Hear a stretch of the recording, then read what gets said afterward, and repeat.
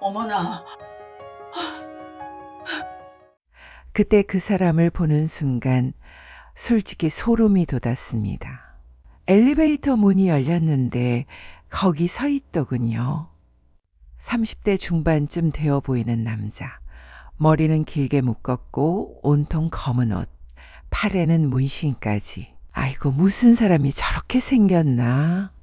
그게 제 첫 생각이었습니다. 부끄럽지만 사실입니다.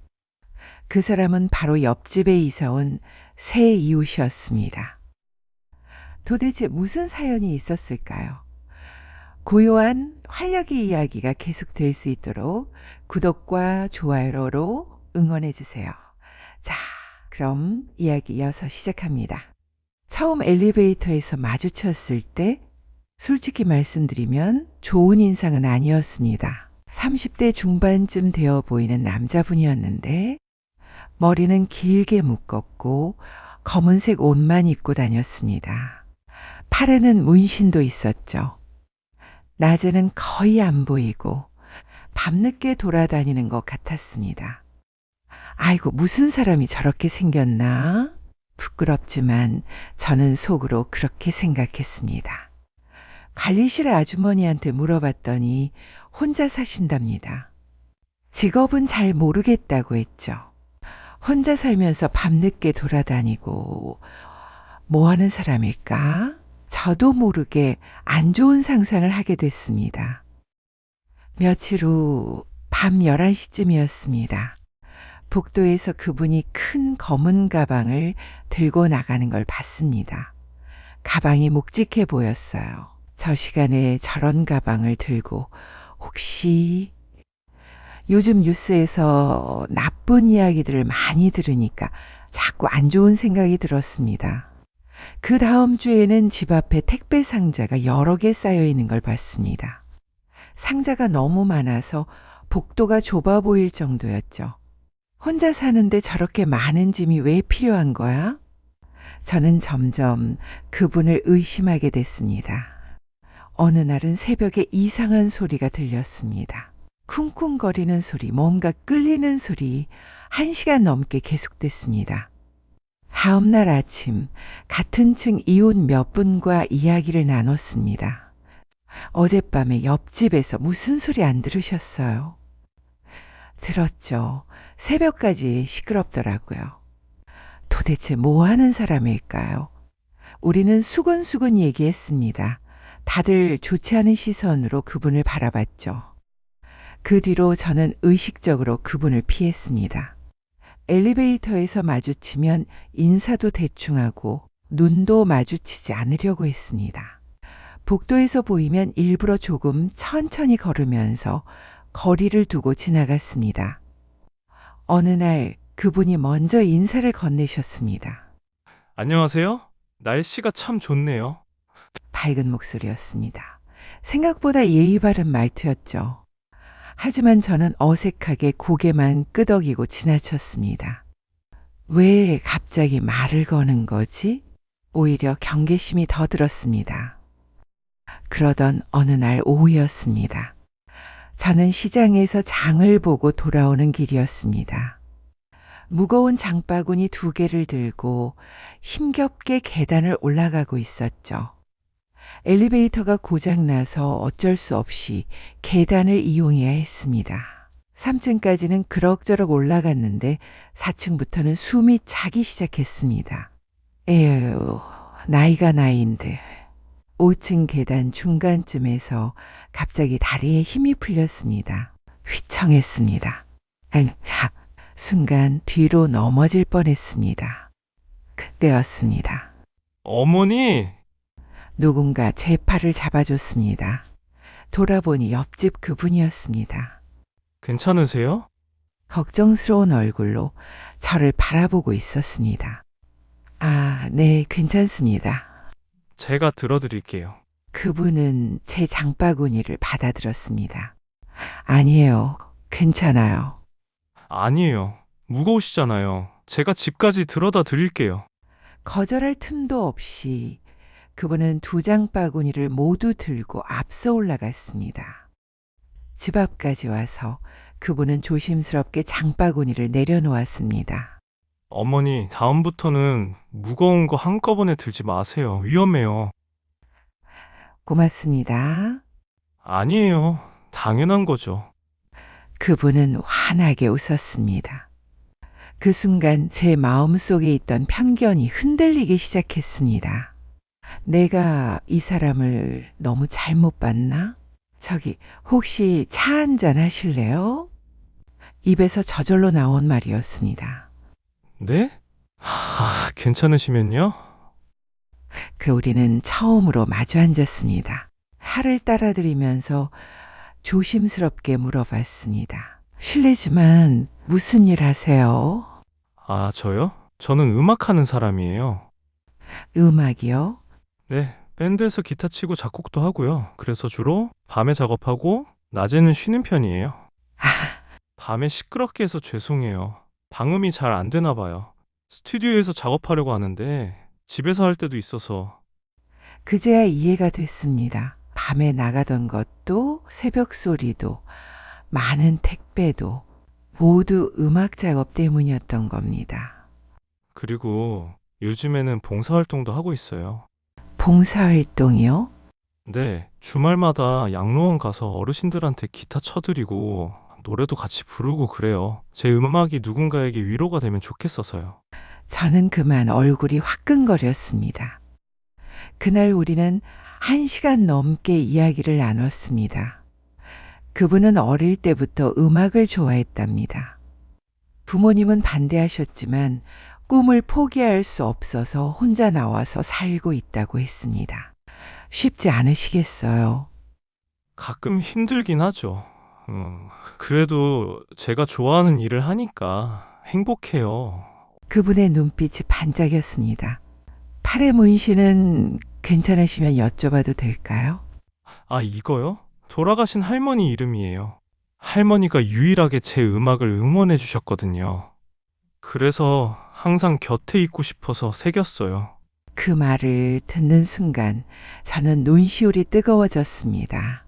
제가 무섭다고 이상하다고 생각했던 그 문신이 할머니를 향한 사랑이었던 겁니다. 그분이 돌아간 뒤 저는 한참을 앉아 있었습니다. 부끄러웠습니다. 겉모습만 보고 제 멋대로 판단했던 제 자신이 그분에 대해 수근거렸던 것도 피했던 것도 모두 제 편견 때문이었습니다.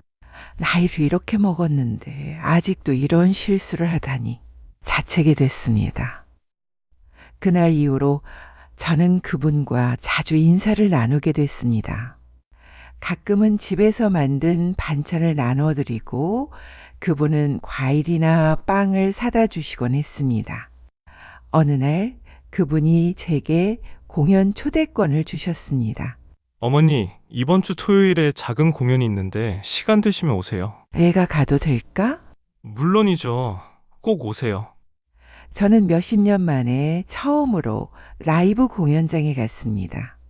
작은 공연장이었지만 사람들로 가득했습니다. 무대에 선 그분은 제가 본 것과는 또 다른 모습이었습니다. 기타를 치며 노래하는 그분의 얼굴은 정말 행복해 보였습니다. 그 모습을 보면서 저는 또 한 번 깨달았습니다. 사람을 겉모습으로 판단한다는 게 얼마나 부끄러운 일인지. 재미있는 건 제가 변하니까 다른 이웃들도 조금씩 변하더라고요. 처음에는 다들 그분을 경계했었는데 제가 이야기를 해주니까 사람들의 태도가 달라졌습니다. 아, 음악 하시는 분이구나. 봉사활동도 하신대요. 우리가 너무 선입견을 가졌네. 이제는 아파트 사람들이 그분을 보면 먼저 반갑게 인사합니다. 관리실 아주머니는 이렇게 말씀하시더군요.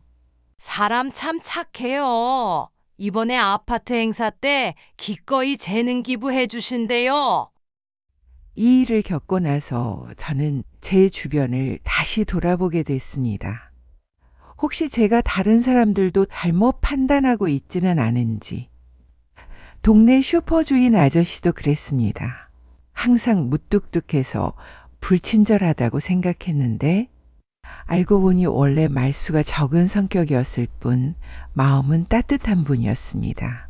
아파트 경비 아저씨도 마찬가지였습니다. 처음에는 왜 그렇게 말이 없나 했는데 알고 보니 낮에는 경비 일하시고 밤에는 아픈 부인 간병하느라 피곤하신 거였습니다. 제가 먼저 다가가서 물어보지 않았다면 영영 몰랐을 겁니다. 문득 어릴 적 할머니 말씀이 떠올랐습니다. 사람은 겉만 보고 판단하면 안 된다. 할머니는 늘 그렇게 말씀하셨습니다. 겉으로 보이는 게 전부가 아니란다. 그 사람의 이야기를 들어봐야 해. 어릴 때는 그 말씀의 의미를 잘 몰랐습니다. 하지만 이제는 압니다. 나이가 들수록 경험이 쌓일수록 오히려 더 조심해야 한다는 것을. 경험이 많다고 해서 사람을 잘 아는 게 아니라 오히려 편견이 더 굳어질 수 있다는 것을. 얼마 전 손주가 놀러 왔을 때 이 이야기를 해줬습니다. 할머니도 실수할 때 있어? 라고 묻더라고요. 그럼 할머니도 사람인데 실수 많이 하지. 할머니는 나이 많으니까 다 아는 줄 알았다고 대답하더군요. 나이가 많다고 다 아는 건 아니야. 할머니도 아직 배울 게 많단다. 손주가 신기한 듯 저를 쳐다봤습니다. 그러면서 할머니하고 부르더니 학교에서 친구들이 새로 전학 온 애가 이상하다고 놀리는데 나는 어떻게 해야 돼? 라고 질문을 합니다. 먼저 다가가서 말을 걸어보렴. 그 친구 이야기를 들어보고 겉모습만 보고 판단하지 말고 라고 답해 주었습니다. 응, 알았어 라며 손주는 밝게 웃었습니다. 그리고는 잘 알았다는 듯 고개를 끄덕였습니다. 제 실수가 손주에게는 교훈이 될 수 있다면 그것만으로도 의미가 있겠죠. 지금도 가끔 옆집에서 기타 소리가 들립니다. 예전에는 시끄럽다고 생각했는데 이제는 그 소리가 좋습니다. 누군가 자기가 사랑하는 일을 하고 있구나 하는 생각에 마음이 따뜻해집니다. 며칠 전에는 그분이 새로운 곡을 만들었다며 제게 먼저 들려주셨습니다. 어머니, 이 곡 어때요? 할머니 생각하면서 만든 건데. 부드러운 멜로디가 흘렀습니다. 제 눈에서 눈물이 났습니다. 제가 편견으로 대했던 사람이 저를 위해 곡을 만들어준 겁니다. 여러분, 저처럼 나이 들어서도 아직 배울 게 많습니다. 겉모습만 보고 사람을 판단하는 건 정말 조심해야 합니다. 긴 머리, 문신, 이상한 옷차림, 그게 그 사람의 전부가 아닙니다. 밤늦게 돌아다니는 것도, 낮에 안 보이는 것도 다 이유가 있습니다. 우리가 먼저 다가가서 물어보고 이야기를 들어보면 생각이 달라질 수 있습니다. 물론 조심해야 할 때도 있습니다. 세상이 좋은 사람만 있는 건 아니니까요. 하지만 조심하는 것과 편견을 갖는 것은 다릅니다. 조심은 지혜지만 편견은 오만입니다. 나이가 들수록 더 겸손해져야 한다고 생각합니다. 내가 다 안다는 생각이 가장 위험합니다. 내가 겪어봐서 안다는 말도 조심해야 합니다. 세상은 계속 변하고 사람들도 다 다르니까요. 내가 겪은 경험은 나만의 경험일 뿐입니다. 다른 사람은 다를 수 있습니다. 그걸 인정하는 게 진짜 어른이 되는 것 아닐까요? 요즘 저는 이런 생각을 합니다. 나는 오늘 누군가를 편견으로 대하지 않았나? 누군가에게 상처 주지는 않았나? 먼저 다가가야 할 사람은 없었나? 매일 저 자신을 돌아봅니다. 완벽할 수는 없겠지만 어제보다는 나은 사람이 되려고 노력합니다. 요즘 옆집 이웃은 제게 이렇게 말합니다. 어머니는 제 인생의 은인이세요. 내가 뭘 했다고. 어머니가 먼저 마음을 열어주셨잖아요. 다른 분들도 마음을 열어주시고 덕분에 여기가 정말 집 같아요. 그 말을 들으면 제 마음도 따뜻해집니다. 제 작은 변화가 누군가에게는 큰 위로가 될 수 있구나. 여러분, 혹시 지금 주변에 이상하다고 생각되는 사람이 있으신가요? 한번 다가가 보세요. 인사해 보세요. 이야기를 나눠 보세요. 생각이 달라질 수 있습니다. 물론 모든 사람이 좋은 사람은 아닐 겁니다. 하지만 최소한 편견으로 좋은 사람을 놓치는 일은 없을 겁니다. 저처럼요. 나이가 들어도, 아니, 나이가 들수록 더 배워야 합니다. 마음의 문을 여는 법을, 편견을 내려놓는 법을, 사람을 사람으로 보는 법을, 그게 우리가 나이 들어서도 해야 할 공부가 아닐까 싶습니다. 오늘 이야기는 여기까지입니다. 들어주셔서 고맙습니다. 여러분 모두 편안한 하루 보내세요.